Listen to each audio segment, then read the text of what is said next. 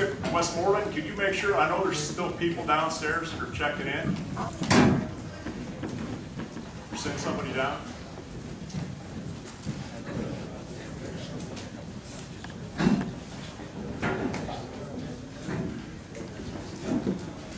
You guys are going to start.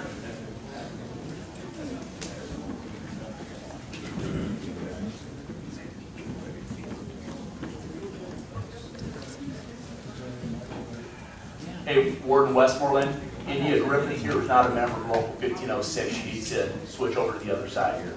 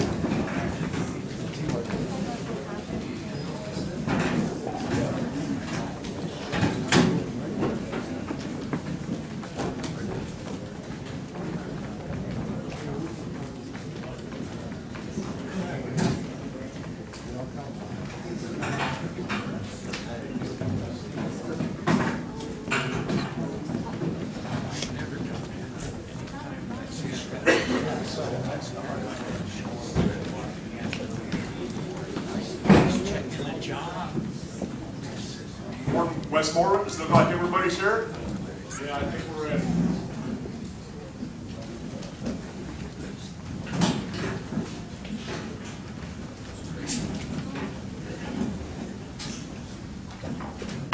Meeting come to order. Warden, take charge of the doors and take note of the time, 7:30. All members, please rise to salute the flag.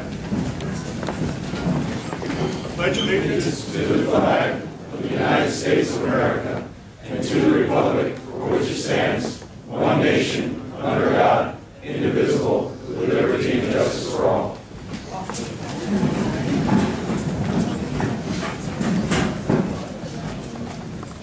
I have the roll call of the officers. President Mike McCarron. Here. Vice President Mike Magianis. Here. Recording Secretary Dan McDonald is here. Financial Secretary Steve Pasco. Here. Treasurer Bill Magnum. Here. Conductor Doug McCarron. Here. Trustee Jerry Block. Here. Trustee Luis Ontiveros. Here. Trustee Pete Lora. Downstairs. Present. Okay, we'll have the reading of the minutes. The minutes from the general membership meeting for August 16, 2013. The meeting was called to order at 6:38 p.m. A roll call of officers was taken and all were present.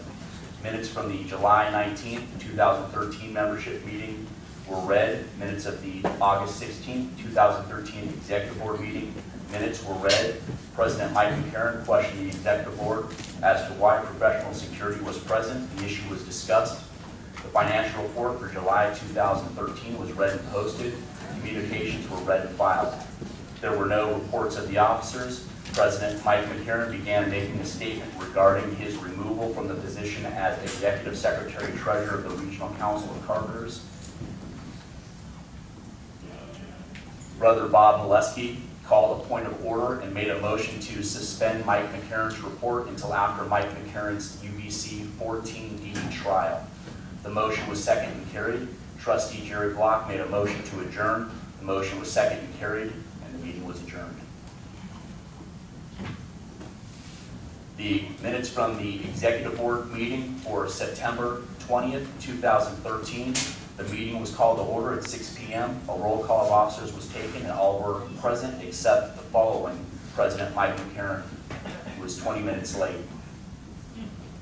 The financial report was examined and signed by the trustees. The communications were read and the following recommendations were made. It was moved, second, and carried to videotape the membership meeting for safety purposes and to allow 2 professional security officers to attend. It was moved, second, and carried to follow the order of businesses set forth in the Constitution of the United Brotherhood of Carpenters and Joiners of America, and if violated, the meeting shall be immediately adjourned. It was moved, second, and carried to support and maintain the UBC's supervision over the Southwest Regional Council of Carpenters, and it was moved, second, and carried to a vote of no confidence in President Mike McCarron's leadership as president of Local 1506, and the executive board demands his resignation. And that concludes the reading of the minutes. Any additions or corrections to those minutes? Hearing none, the stand approved is read. A report of new members initiated or transferred since the last meeting. None to report. Communications and bills. Communications to be read.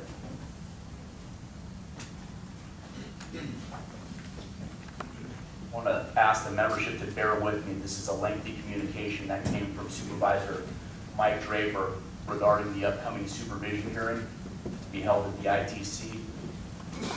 And it lays out other financial malpractice that's been discovered under Mike McCarron's leadership as Executive Secretary Treasurer of the Southwest Regional Council. To all Southwest Carpenter affiliated local unions, from Mike V. Draper, Supervisor, date September 11, 2013, regarding supervision hearing notice. The following letter has been mailed to all members and local unions affiliated with the Southwest Regional Council of Carpenters, and I am sending it to you for your information. Any questions from members can be directed to the Regional Council office. Thank you. From the Office of General Vice President Douglas J. Baines, to all members of local unions affiliated with the Southwest Regional Council of Carpenters, from Douglas J. Baines, regarding notice of supervision hearing date September 11th. Dates and time: October 16th and 17th, 2013, from 8:30 a.m. to 9 p.m. October 18th, 2013, 8:30 a.m. to 4:30 p.m. Location: UBC International Training Center, 6801 Plaza Street, Las Vegas, Nevada. The purpose of this letter is to advise all members that a supervision hearing will be held over 3 consecutive days on October 16th, 17th, and October 16th and 17th, 2013. There will be 3 sessions: 8:30 to 11:30 a.m., 1:30 to 4:30 p.m., 6 to 9 p.m. On October 18th, 2013, there will be 2 sessions: 8:30 to 11 a.m. and 1:30 to 4:30 p.m. The hearing will be held at the Grand Ballroom in the United Brotherhood of Carpenters International Training Center, located at 6801 Plaza Street, Las Vegas. All members of local unions affiliated with the Southwest Regional Council can attend and testify if they choose. Individuals who are not UBC members will not be allowed to attend. The hearing shall consist of Chairman Dennis Donahue, Mike Capelli, and Bill Watercott. They are executive secretary treasurers from regional councils outside of the Western District of UBC, which is where the Southwest Council is located. They will preside over the supervision hearing and independently report the hearing committee's recommendations and findings to the UBC General Executive Board and Southwest Council. The chairman shall have the authority to extend or shorten hours and days as necessary. The purpose of the hearing will be to determine whether supervision over the Southwest Council should continue. The grounds that the hearing committee will consider are those set forth in my July 19, 2013 letter, and in this letter, which details additional instances of misconduct that continuing the supervision can correct and prevent in the future. The introduction to those charges. The UBC imposed emergency supervision over the Southwest Regional Council of Carpenters on July 19, 2013. I conducted an emergency investigation within days of the resignation of Southwest Regional Council's Chief of Staff, Justin Wider. Brother Widener and others provided invaluable evidence and insight into the dysfunction and autocratic leadership of Southwest Council's Executive Secretary Treasurer Mike McCarron, which had taken it far from sound fiscal, democratic, and orderly management. Because Mike McCarron, then Executive Secretary Treasurer of the Southwest Regional Council, is brother to President Douglas McCarron, I was granted dispensation to assume the powers of the General President to determine whether to exercise supervisory authority over the UBC Constitution with respect to the Southwest Council. What I found required immediate action and is set forth in my July 19th letter. Accordingly, I have placed the Southwest Council under emergency supervision and appointed Western District Vice President Mike Draper as supervisor. Since imposing supervision, the UBC has uncovered even more information that is detrimental to the interests of the UBC, the Southwest Council, and its membership. For example, Supervisor Draper uncovered hundreds of thousands of dollars in additional hidden costs, as well as wasteful and unapproved expenditures. The financial mismanagement, lack of democratic process, and autocratic rule by EST Mike McCarron was widespread and financially damaging to the council and its membership. So much so that the Southwest Council's own executive committee, who had been in the dark about Mike McCarron's actions, voted unanimously to approve, support, and maintain supervision. The executive committee also voted unanimously to seek recovery of the over $260,000 from Mike McCarron related to illegal lease transactions he entered into, and will consider seeking further recoveries as well.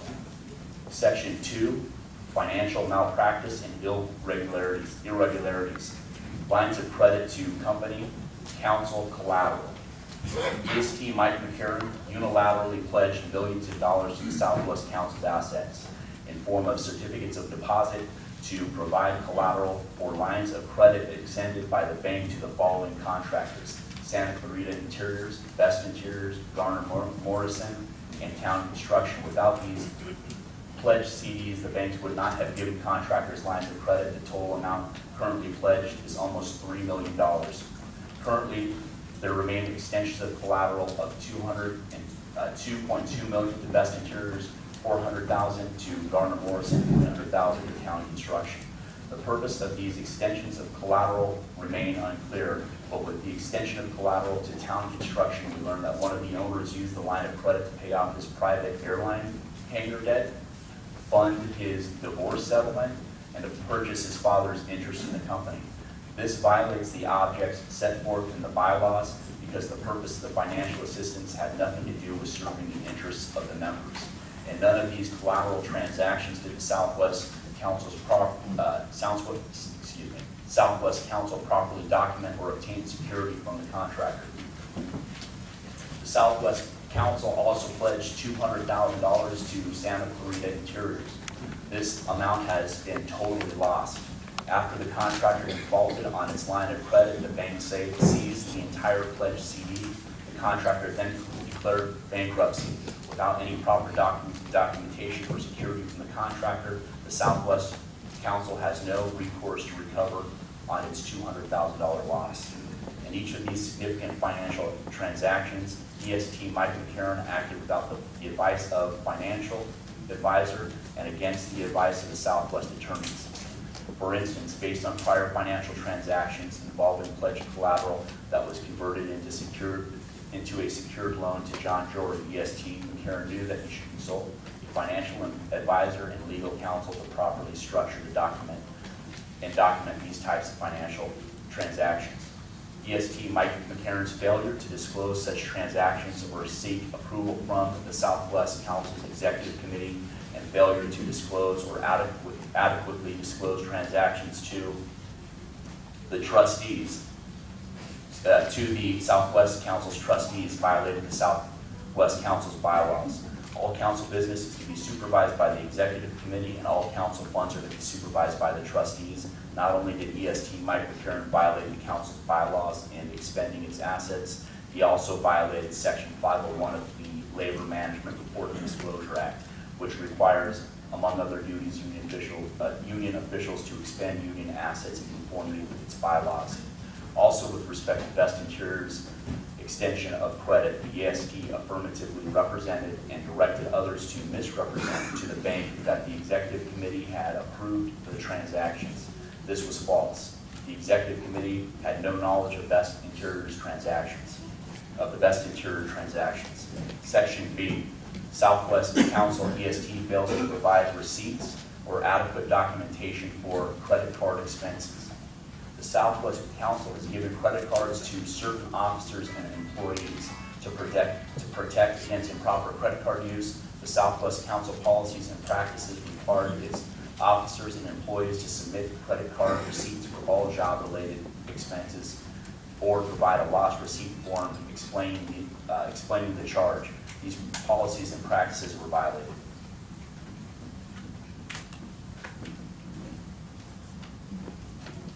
For example, over substantial periods of time, EST Mike McCarron failed to provide any receipts to support his credit card expenses.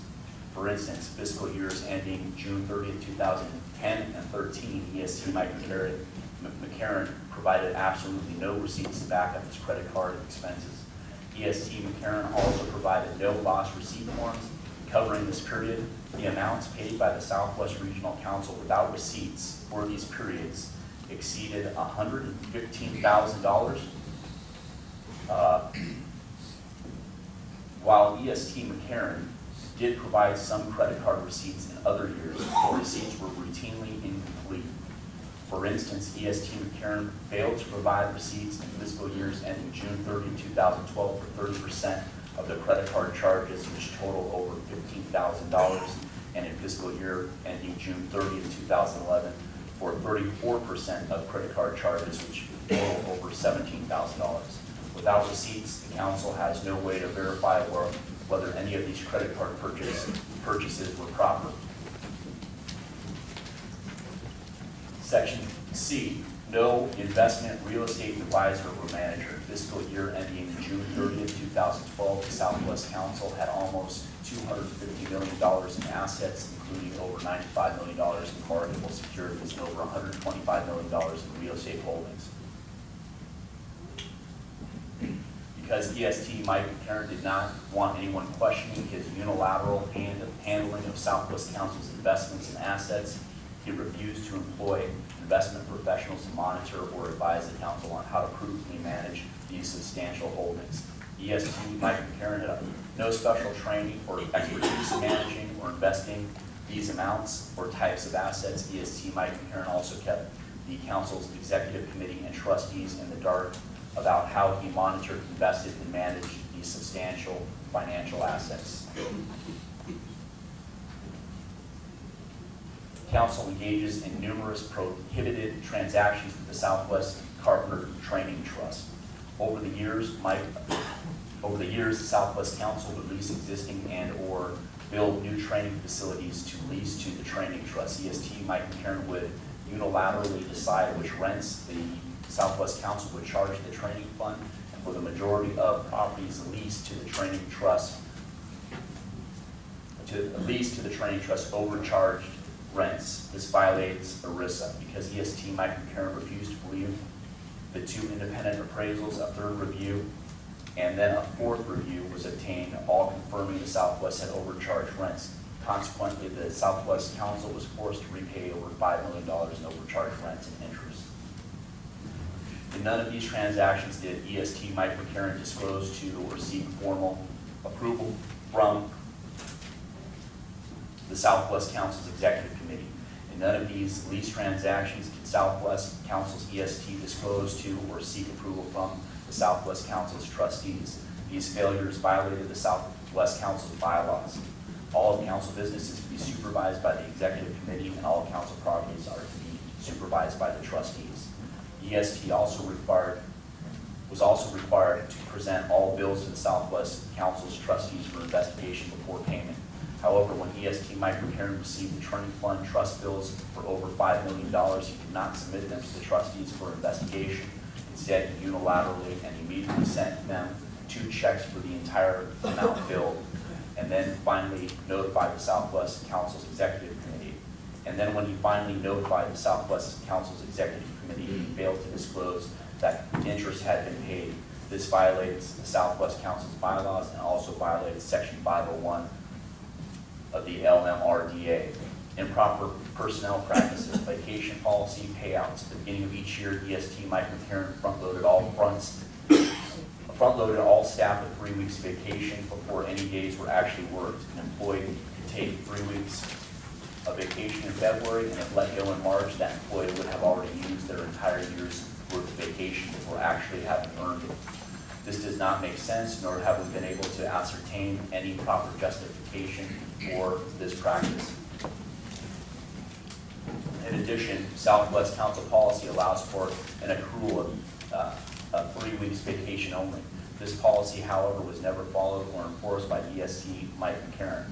In fact, vacation payout was used by EST Mike McCarron as a reward system for himself and his favorite staff.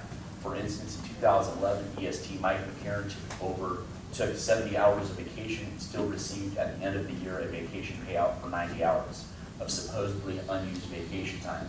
Either EST Mike McCarron stole vacation time or carried more than he should have been allowed under the policy. Similarly, Mike Bowles, a Southwest Council Executive Committee member in 2012, cashed out 174 hours of vacation time.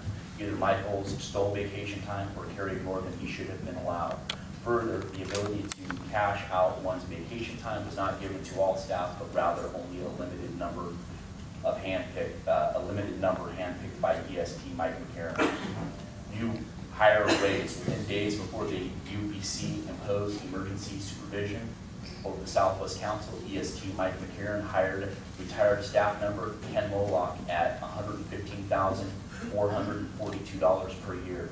At the time of his retirement, Ken Moloch was earning $95,000 per year. There was no business or legitimate purpose to hire Ken Moloch or to pay him that amount of money. When the supervision began, Ken Moloch could not adequately explain why he had been rehired and actually had to ask staff for things to do because he did not know. Within days before the supervision, EST Mike McCarron also gave Mike Bowles a $20,000 raise. Brother Olds could not explain why he got the raise. The hiring of Ken Moloch and the raise to Mike Bowles appears to be an attempt by EST Mike McCarron to buy loyalty in the face of an impending Section 14D charges and hearing, and thus was not proper. Also, neither the hiring of Ken Moloch nor the raise to Mike Bowles was disclosed or approved to the Executive Committee. The failure to obtain Executive Committee approval for the hiring of Ken Moloch violated the bylaws. While the EST has the authority to hire, he must do so only with the approval of the Executive Committee. This also violated Section 501 of the LMRDA.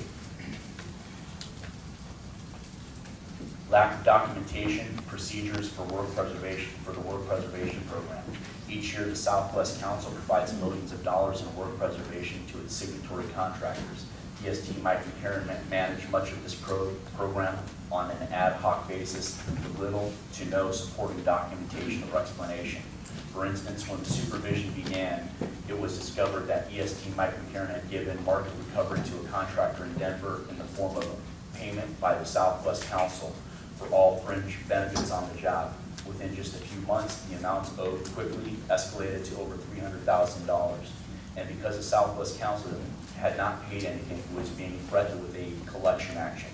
There was little or no supporting documentation for this work preservation grant. No one on the Executive Committee could explain whether or why such a grant had been made.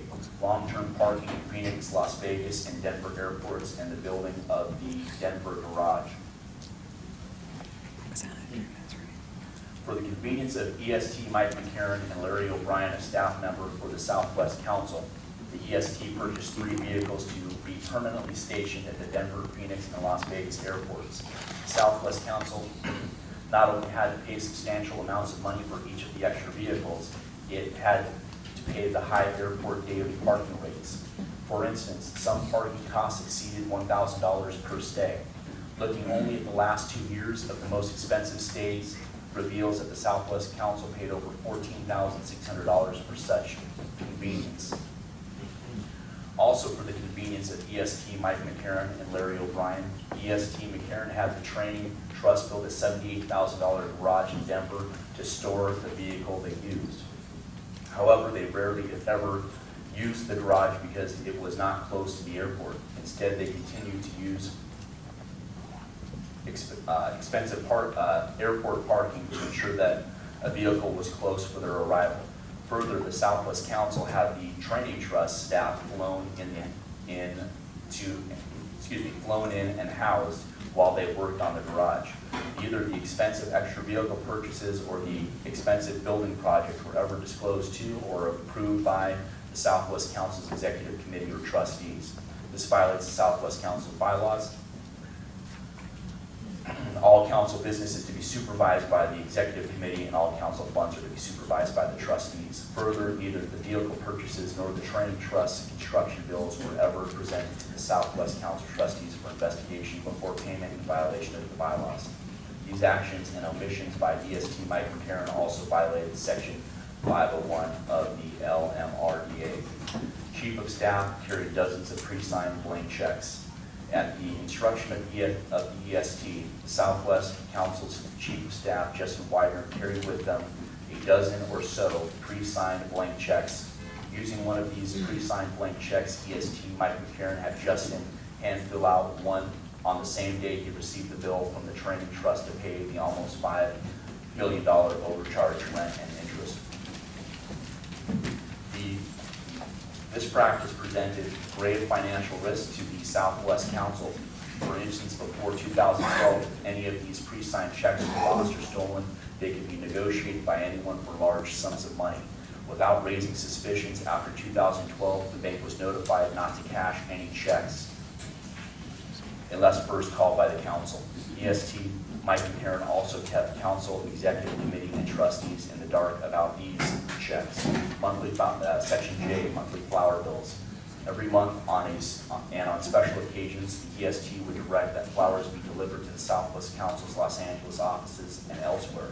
Some months the flower bill was as high as $2,300. Other months the flower bills ranged from $1,400 to $700. EST Mike McCarron even gave the monthly flower delivery person a $250 Christmas bonus out of the Southwest Council's assets. EST Mike McCarron not only bought flowers for the Southwest Council's offices.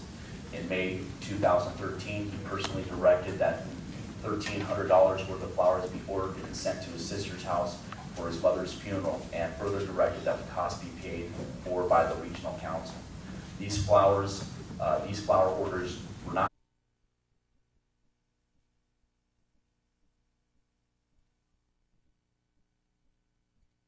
disciplined by Mike McCarron. Accordingly, the democratic process for oversight in all other areas of the regional council suffered, including concerning collateral for lines of credit, lease, rent, overcharges, pre-signed blank checks, lack of credit card receipts, vacation payouts, violation of employment policies, request for new union counsel, trust co-counsel, ignoring advice to retain investment professionals to help manage assets, and advice to retain a human resources professional. Supervision is necessary to restore the democratic process for governing the Southwest Council. Section 4, need to protect other legitimate objectives of the union best interests of the membership. Improper trust fund actions. Not only did EST Mike McCarron unilaterally and autocratically rule the Southwest Council, he circumvented the Board of Trustees of the jointly managed Taft-Hartley trust funds to attempt the same. One such example was when Mike McCarron directed that certain contractors be removed from the trust fund's delinquency list, which resulted in financial losses to the trust funds. For instance, Mike McCarron directed that Santa Clarita Interiors be removed from the delinquency list. Santa Clarita Interiors owed the trust fund over $350,000. After Santa Clarita Interiors declared bankruptcy, the trust funds were unable to collect and were unable to go after the general contractor for the fringes owed because it had been taken, because it had not been on the delinquency list. EST Mike McCarron directed pension staff to reinstate participants' suspended pensions after being caught working in the trade while on a pension, and to give others unearned pension credits to qualify for extra benefits. EST McCarron had installed throughout the building in which he was merely a tenant panic buttons and lights, even though EST's offices were only on the 10th floor of the building. EST Mike McCarron had installed the in the councils for computer access to the building monitoring system for those who access the building. This allowed the EST to monitor the comings and goings of those who had no legitimate business. He had no legitimate business monitoring. EST Mike McCarron has, as a means to punish trust funds, long-standing union co-counsel solicited new counsel without any authority to do so. Because EST Mike McCarron's unilateral actions were improper, the trust fund's administrative corporation board of directors passed a resolution condemning his action and warning him against further improper actions. Improper intimidation and threats of violence. EST Mike McCarron also engaged in a pattern of intimidation and threats of violence immediately preceding and arising out of the 14D charges. On July 5th, 2013, EST Mike McCarron and Jasmine Aguilar visited the UPC Director of Real Estate, Randy Sowell, in an attempt to intimidate him from testifying in the 14D hearing. Afterwards, Mr. Sowell took precautions to protect his family. EST Mike McCarron also made numerous threats and acts of physical intimidation towards the UPC General Counsel, John DiCarlo, including threatening that he could make him disappear. When EST Mike McCarron's Chief of Staff, Justin Wider, heard this, he found it to be chilling incredible. EST Mike McCarron had used his ties with Jasmine Aguilar to imply his threats were to be taken seriously because she is connected to the street. Ms. Aguilar's husband and father of her children is in jail for gang-related murder, and her brother died in jail awaiting trial on murder. Ms. Aguilar, in a reported court decision, was driving a car and present when her brother was arrested for murder. Because of firsthand knowledge about the irrational, erratic, and threatening behavior, the Southwest Council's Chief of Staff, Justin Wider, resigned on July 15, 2013. During the last few months of employment, Mr. Wider saw the rapid deterioration of EST Mike McCarron's mental capabilities and ability to function as the leader of the largest regional council in the UBC. He saw EST Mike McCarron's inability to stay focused on the business at hand and make rational decisions on important matters. Afterwards, Mr. Weiner, like Mr. Sowell, took precautions to protect his family's safety due to prior threats and the erratic behavior of EST Mike McCarron. That concludes the reading of the supervision hearing notification. Reports of accidents, sickness, or death. That's the report. Appropriations of money, drawing orders for bills. That's the report. Reading by the President of receipts from the General Secretary Treasurer for money sent to the General Office from the district councils where such exist.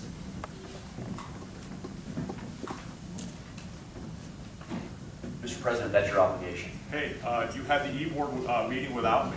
The meeting starts at 6, Mike. The rules apply to The meeting everybody. always started, the meeting I always have to show up started to when the work on President time got every there. day, otherwise I'm canned. Pardon me? I show up to work every day on time, otherwise I'm canned. Okay, thank you. Election and installation of officers. Under report. Reports of officers, delegates, and committees. I have a report. Go ahead. I want to touch on base on the communication that was read. There are several sections in here that I think need a summary. You know, number one, I think, is the unilateral and unapproved, undisclosed loans that were made to numerous contractors. Santa Clarita Interiors being probably the worst example. You know, Mike McCarron made these unilateral loans without any conditions to the contractors. They could spend that money any way they wanted, and Town Construction chose to use that money to buy off his divorce settlement, to spend money on an airplane hangar. Santa Clarita Interiors, because there's no conditions imposed on that loan, went into bankruptcy. The bank seized the council CD, and we're out $200,000. You know, from 2009 to 2013, when Mike McCarron was removed from his position as EST, you know, guys here were struggling, you know, to make their mortgage, to pay their rent. Guys that I know here, some of them are sitting in the room, were losing their families, and Mike McCarron was spending our money like it was his own. It's an unacceptable condition. Not only did he, do it unilaterally, this guy who declared last month that democracy is dead in the Brotherhood, he didn't disclose it to the executive committee, to the trustees, to the delegates at regional council meetings, any of the members. The other section I think is, outrageous, is the unaccountability for his credit card spending.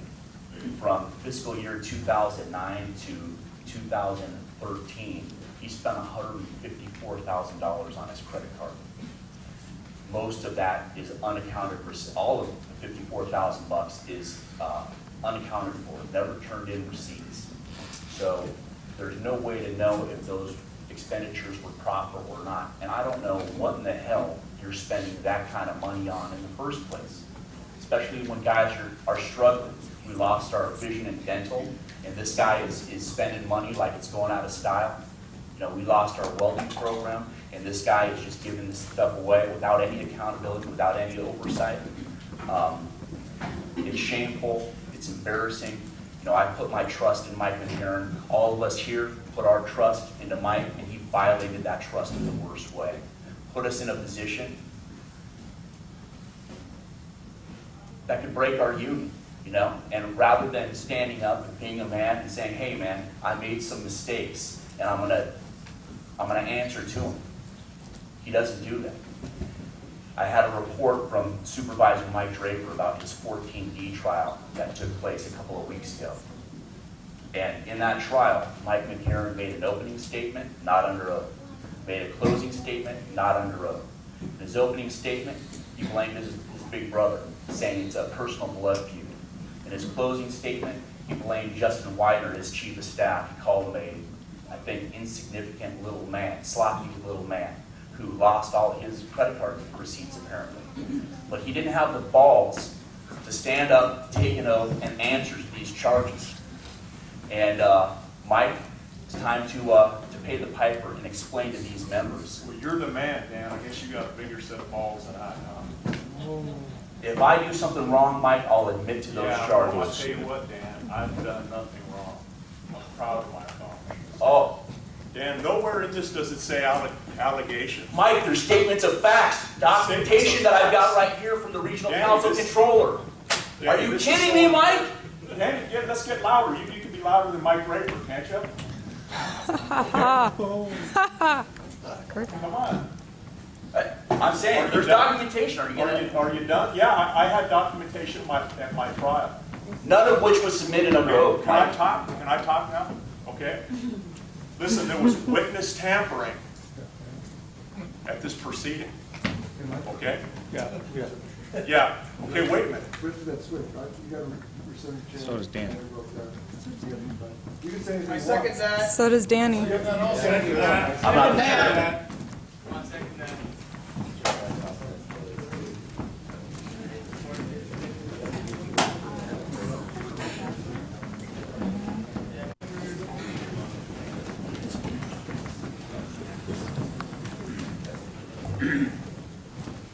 Okay, Mike. Okay, nowhere in those supervision charges did it say allegations. They could put anything down there. John DiCarlo scared the shit out of Justin Widener and said he turned himself into a fiduciary, and Justin, you're going to go to jail. They scared the shit out of Justin Widener.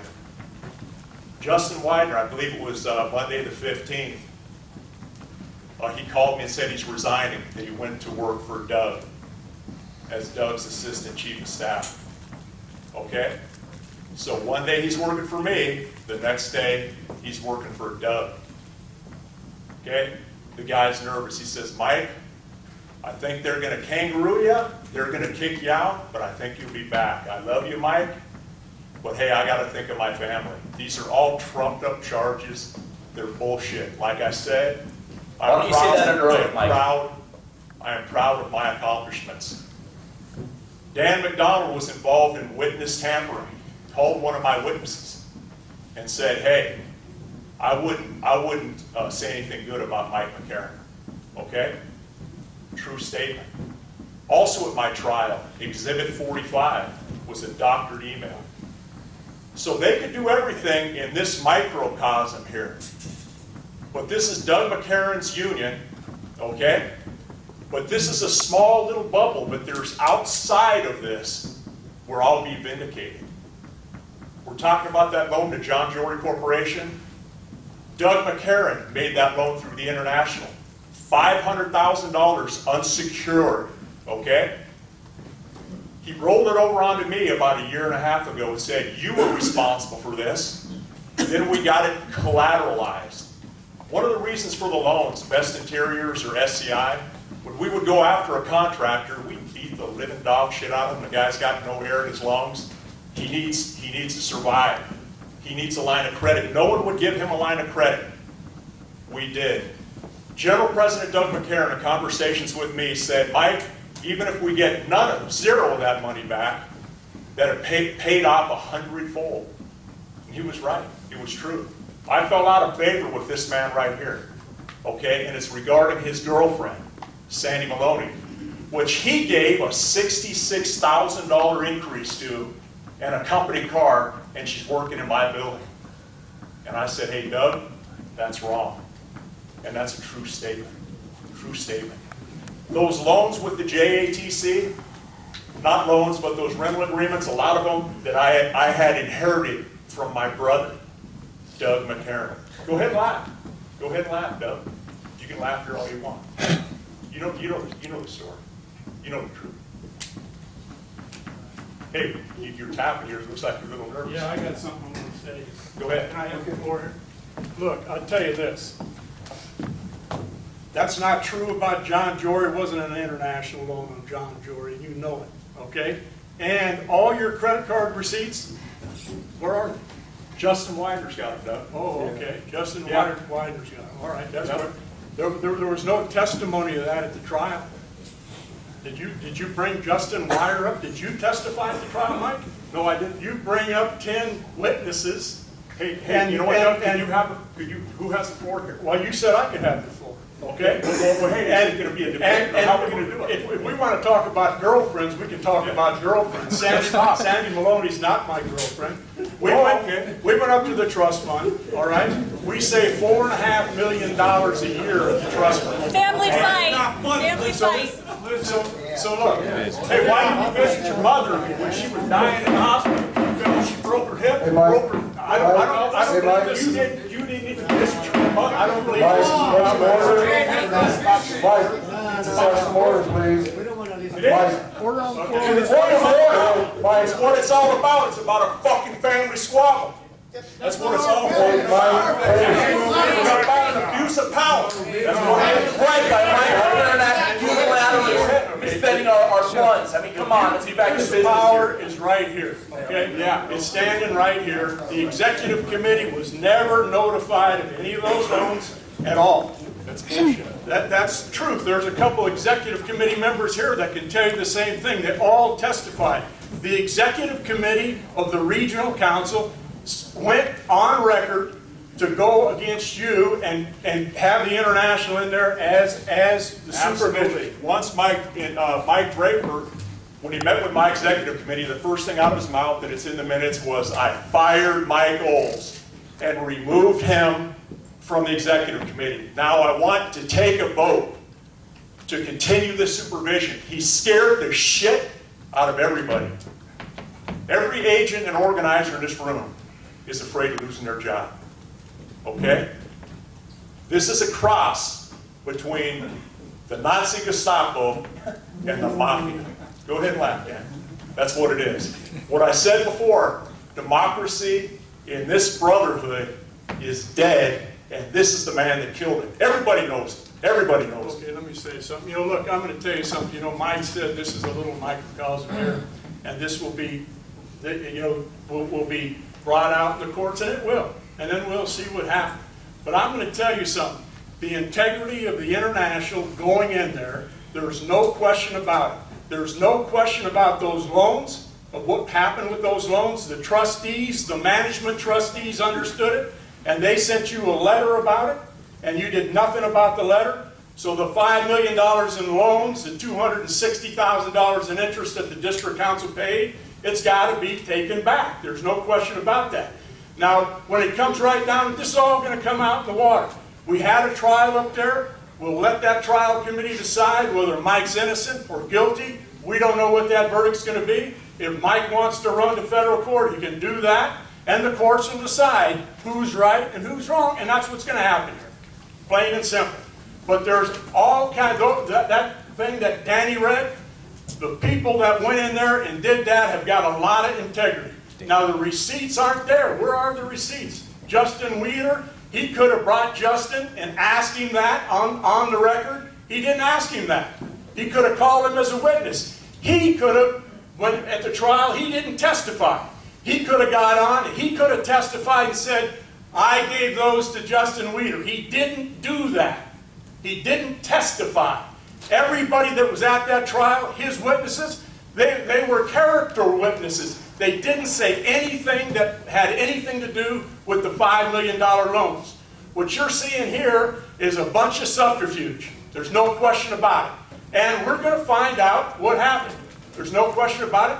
The trial committee will do it. We're going to have the supervision hearing. Everybody can go to the supervision hearing. They can see all the evidence that we have, that we put forth in that letter. It'll all be there. There will be testimony, and you can see for yourself.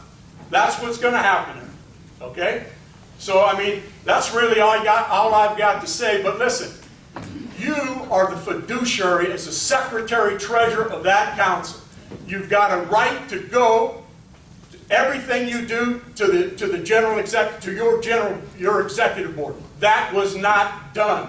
Okay? To the trustees, that was not done.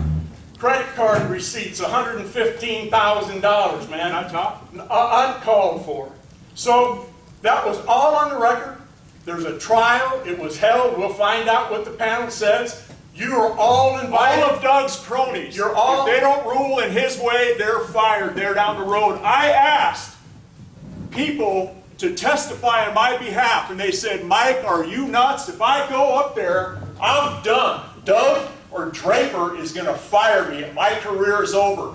Doug had talked to all of my guys and said, you have a career decision to make. Do you understand? You have a career decision to make. You're either going to work for this brotherhood and do what I'm told and stay away from Mike McCarron, or you're done. Everybody knows it, Doug. Like I said before, I am proud of my reputation, of my accomplishments, Doug. And it's true that Doug gave his girlfriend, Sandy Maloney, a $66,000 increase, gave her a company car, and it frosted me. And I said, hey, Doug, that's not right. We almost got in a fist fight in the parking lot of Local 209. He said, you may be 9 years younger than me, but I'll kick your fucking ass. And you did say it. Go ahead and laugh. Go ahead and laugh. Let me say this. Look. Well, hey, Doug ain't a liar. The trust fund, I want to talk about those allocations. I did not give her a raise, all right? They came over, and she's not my girlfriend. They came over from Las Vegas. We hired Martin Siegel and Company to come in and do the work, okay? Martin Siegel was the one that set that up. Now, as far as me telling people that I'm going to fire him, you got to make a career decision, I told Mike Oles that got fired, and I'll tell you why. I sat down with Mike Oles, and I asked Mike Oles, did you see did you talk to Mike about the 14D charges? Did you see the 14D charges? He told me, no, I did not. I said, Mike, are you sure you didn't see the 14D charge? I asked him twice. He said, yes, I'm sure I didn't see it. Lo and behold, I get two other people that tell me that he was at a meeting with Mike where they discussed the 14D charges. And I told one man, Mike Oles. When I told Mike Oles, I said, Mike Oles, you lie to the general president and you make a career decision. Now that's what I said to one man, not a bunch of men. I said it to one man that lied to me, okay? So these allegations here are correct that are up here. We've got people with integrity. I cannot fire Mike Draper. I can't fire Doug Baines. I can't fire the people that were on these committees. They are elected at a general convention. All right? They're elected at general convention just like I'm elected at general convention. So what you're hearing here is false. Hey, Doug, is it true that you are drawing your Southern California carpenter's pension and are still the general president of United Brotherhood, making nearly $500,000 a year? Yes, it's true. Oh, it's true. Yeah, it's true. Okay. I'm no longer a carpenter. I got 35 years in. I'm drawing my Southern California pension. And wait, I make $390,000 a year. Okay. Wow. Plus pension. You know, at the pension fund, which I used to be a trustee, it was a case that came before the pension fund. It was a retired carpenter from the Southwest Council that was working somewhere for a church in South Alabama and was drawing $250 a week. And I think he had a $700 pension. And he pulled it from him. They pulled it from him because he's working at the trade. Isn't $390,000 enough for you, Doug, You know, to be drawing this stuff? Mike, you're a liar. I'm a liar. Let me tell you something. Here's the rules of the pension fund. Here's the rules of the pension fund.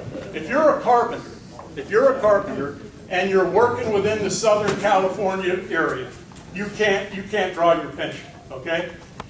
If you're working in Alabama or you're working outside the bargaining area, you can draw your pension to if you're working in Northern California or out of the area, you can draw your pension. That's a lie. And look, Mike, We'll research it, Doug. yeah, We'll research it. well, you know what? We're going to research it. The Justice Department is going to research Good. all of this stuff too, Mike. You know? Hey, Doug, bring it on. I met with the DOL. Yeah, I know you did. I met with them all. I know They you did. looked at it all. And Doug, I think that there's a big investigation that's going on, and I will be vindicated. This is making history. Hey, you know what? For me, for everything that I've suffered from him, all this bullshit, I don't care. I'd stand here and pull my pants down. I'm an open book. I'll tell you everything. All the shit they put me through, I got some thick skin. He calls me a coward. Okay? What about us now? Hey, this would be such an embarrassment. Go ahead. This is not about both you guys. It's about Absolutely all it's not. board members. What is this about? Where's the money, Mike? Hey, it's all right there. Stop us there. Hey, it'll all come out. It'll all come out in the wash, brother. You think You're it's right. about you two. I agree with you. I respect both of you. No, I agree with you 100%. But it's not about you guys. It's about us here. I agree. It's about our I agree. pension. I agree. It's about my ghetto and my vision that we Absolutely. have. Absolutely. Hey, Mr. Chairman, if I can make a statement. Frank Rojo, man, is an ace carpenter, and he's one of our ace stewards. And Frank, you know, Supervisor Draper came into the council. He's correcting and has corrected much of the financial malpractice that's taken place over the last 6 years. He's reinstituted the welding program through in our apprenticeship, which is one improvement. And as of January 1st, because of the money savings that Mike Draper has been able to allocate appropriately now that Mike McCarron is out, January 1st, we're getting our vision and our dental back. So